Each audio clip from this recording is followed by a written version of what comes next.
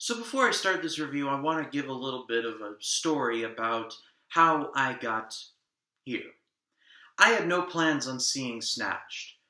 I think Amy Schumer is just not funny, and I wasn't going to see Snatched because, like I said, I don't think Amy Schumer is that funny.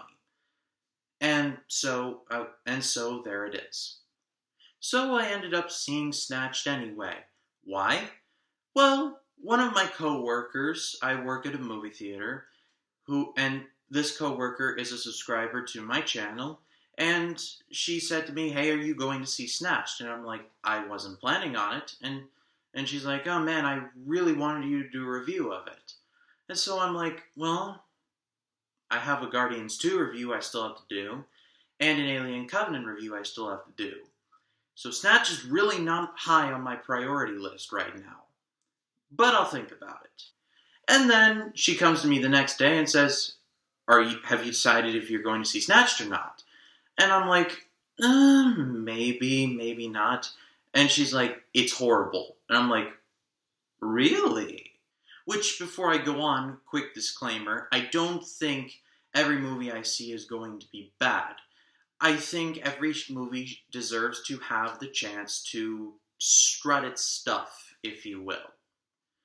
But this person really wanted to see me do this review, and so I said, "Okay, I'll go see it. It's an hour and a half. I'll be in and out. I'll be stealth. I'll get up the review. I'll be a happy camper, and I can focus my energy on more important things like Guardians 2 and Alien Covenant, which are coming soon, by the way. But for now, let's talk about Snatched."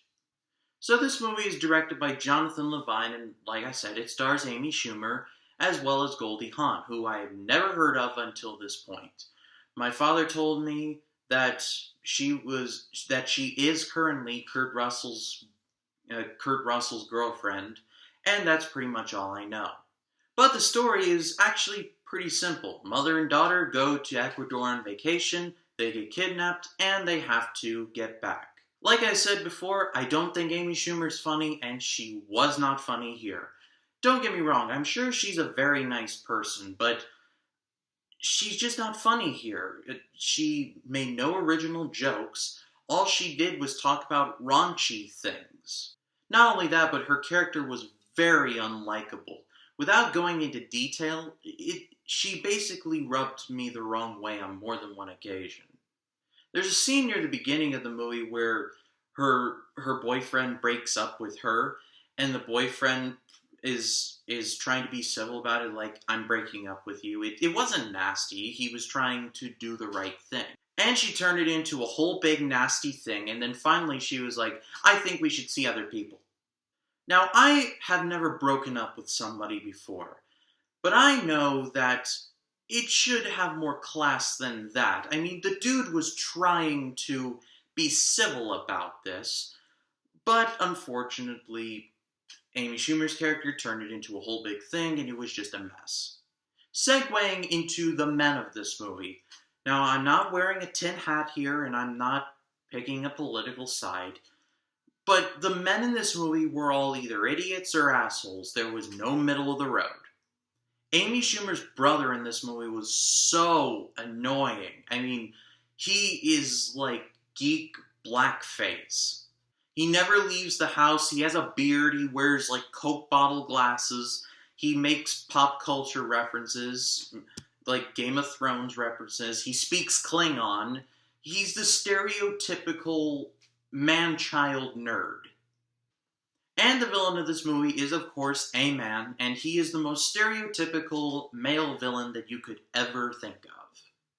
He almost seemed like he was made on 1-800-CREATE-A-VILLAIN, or createavillain.com or something like that. But my one positive about the movie was actually Goldie Hawn. She made me laugh the most in the movie, and she had the best lines. And as far as the story, it's nothing I've really seen before. This is not a revolutionary idea. It's your straightforward chick flick. This is pretty much a chick flick. If you're into Amy Schumer movies, then you will like this movie. If you're not, then you're probably not going to like it. The bottom line, this movie's pretty meh. You're not going to remember it. However, like my John Wick Chapter 2 experience, I had sort of a bad experience in this movie. Long story short, this grandmother would not turn her phone off. I asked her twice to turn off her phone and she wouldn't. And then finally, I got the manager. I knew him, so it wasn't weird.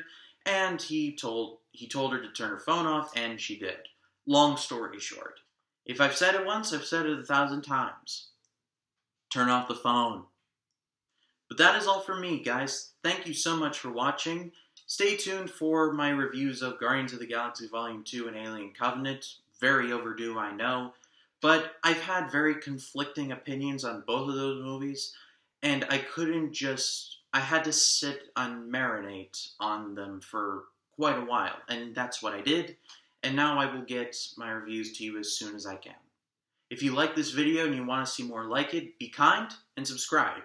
And if you want to follow me on my new Facebook page, the link will be in the description below. My name is Ryan Cam, and I'll see you in the next one.